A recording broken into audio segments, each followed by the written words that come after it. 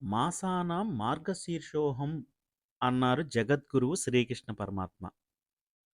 కార్తికేయుడు, కాలభైరవుడు, దత్తాత్రేయుడు వంటి వారితో పాటు స్వయం భగవాను ముఖతః ప్రకటితమైన శ్రీమద్ భగవద్గీత అవతరించిన మాసం ఈ మార్గశిర మాసం. ఈ జగత్తులోని అన్ని విభూతులలో తాను ప్రకటితమైనప్పటికీ కొన్ని అగ్రగణ్యమైన విషయాలలో తన స్వరూపం స్పష్టంగా తెలుస్తుంది అని చెప్పాడు.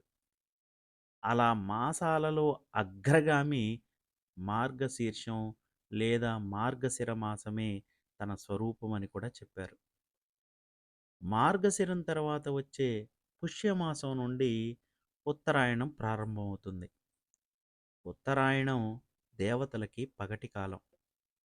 అలా చూసుకుంటే దక్షిణాయనం చివరి భాగం, ఉత్తరాయణం ముందు వచ్చే భాగమైన మార్గశిరం పగలకు ముందు వచ్చే బ్రాహ్మీ ముహూర్తం వంటిది. ఈ బ్రాహ్మీ ముహూర్తం రోజులలో ఎంత ప్రాధాన్యత కలిగినదో, సంవత్సరానికి స్వయం విష్ణు స్వరూపమైన మార్గశిరం కూడా అంతే ప్రాధాన్యం కలిగింది. లక్ష్మీనారాయణ స్వరూపమైన ఈ మాసంలో ప్రతిరోజు శుభప్రదమే.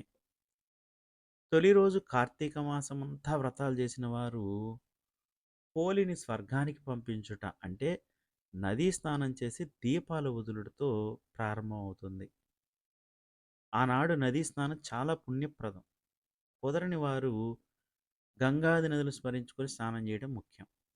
ప్రతిరోజు శుభప్రదమైంది అయినప్పటికీ కొన్ని ముఖ్యమైన పర్వదినాల గురించి మనం తెలుసుకుందాం.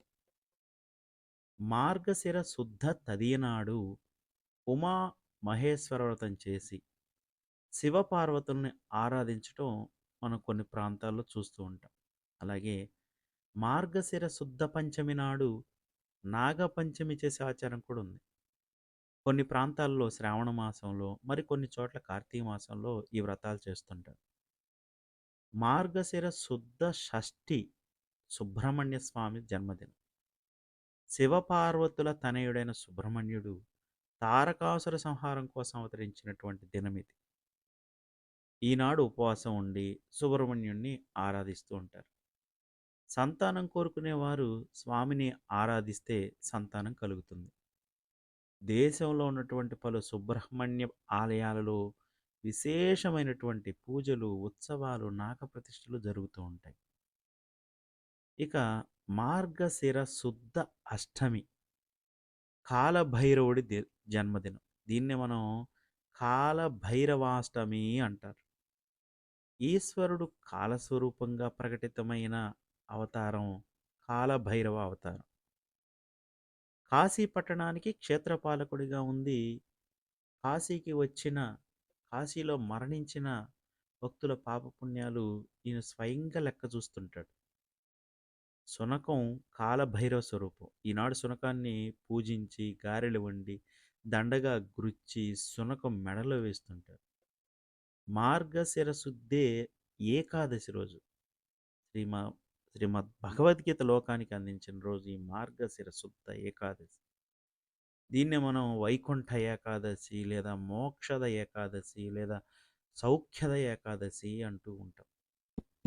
సాక్షాత్తు భగవత్ స్వరూపాన్ని మానవులు తెలుసుకోగలిగే విధంగా, అంతేకాదు సులభమైన రీతిలో ఆత్మజ్ఞానాన్ని పొందే మార్గాన్ని భగవానుడు ఇందులో చెప్పాడు.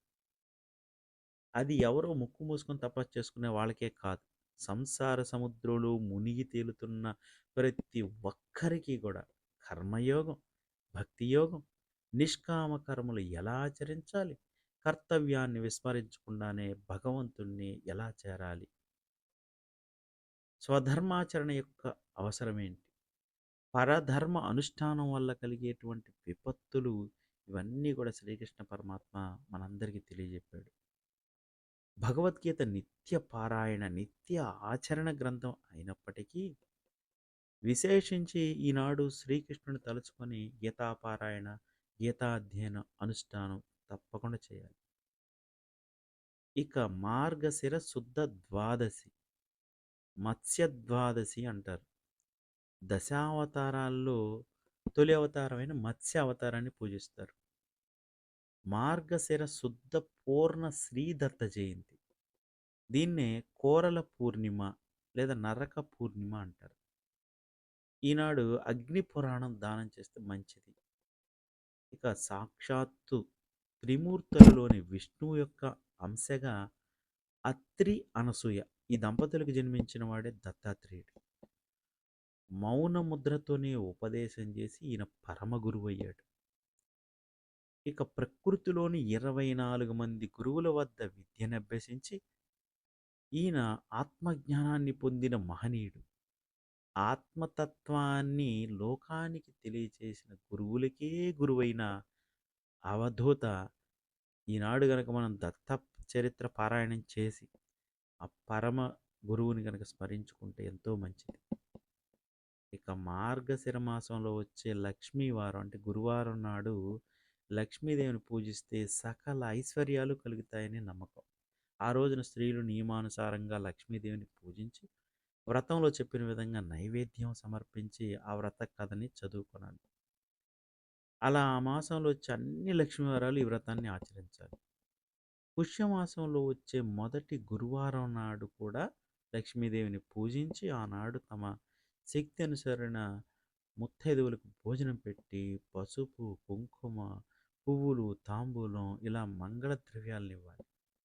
ఇలా నియమం తప్పకుండా చేసేవారి ఇంట లక్ష్మీదేవి తప్పక కొలువుంటుందని పురాణాల్లో చెప్పబడింది. ఇంకా మార్గశిర మాసంలోనే విష్ణువుకి ప్రీతికరమైనటువంటి ధనుర్మాసం కూడా వస్తుంది.